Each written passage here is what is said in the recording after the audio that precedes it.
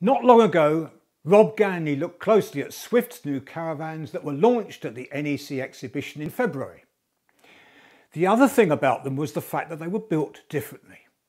In the old days, and this is a piece from Swift, it was very simple. There was aluminium, there was an insulant in the middle, and there was timber on the inside. The floors, much the same. Plywood either side, styrofoam in the centre to give insulation to keep the heat in. But the trouble is, where there's timber, that's when if water gets in, it gets absorbed into the timber, and that's when the problems start. Well, for some time in the industry, these polyurethane products, which are like timber, work like timber, but don't absorb water like timber, started to be used in the caravan industry. And Swift was one of the many that did it. And they set up this acronym called SMART, strong, aerodynamic, tested, modern and resilient. And that described the first stage of their caravans built without wood.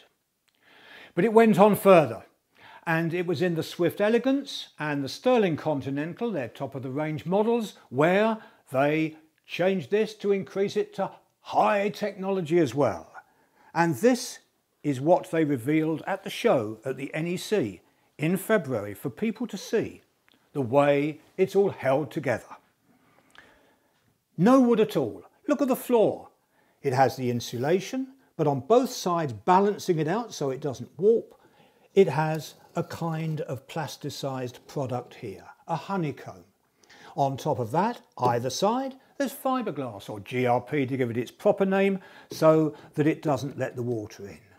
It's held in the clasp aluminium section here, and although it isn't visible, you can see, perhaps with difficulty with a magnifying glass, the adhesive sealants that also bond it together.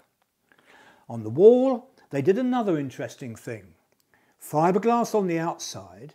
On the inside though, yes, fiberglass or GRP sheet, but with a very nice pattern built in, which is a pleasant innovation. And then when they got to the top where the whole lot is bonded together, we have an interesting piece here.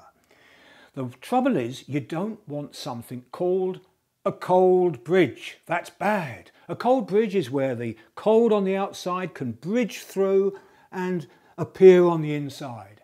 Cold weather, cold here, condensation. So you introduce into this something called a thermal break, and that's good. And that's what Swift did.